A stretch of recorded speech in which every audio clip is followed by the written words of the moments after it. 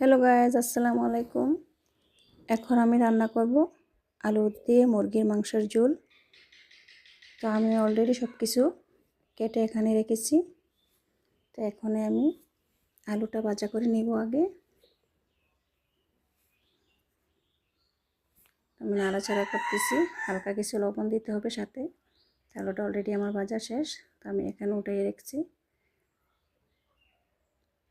এখন আমি কিছু পেঁয়াজ কুচি দিয়ে দিলাম, দিয়ে দেব কিছুটা আস্ত মশলা। আমি সাথে আরও কিছুটা তেল অ্যাড করতেছি। দিয়ে দিচ্ছি আদা বাটা, দিয়ে দিচ্ছি রসুন বাটা, হলুদের গুঁড়া, মরিচের গুঁড়া, সাথে টমেটো অ্যাড করলাম।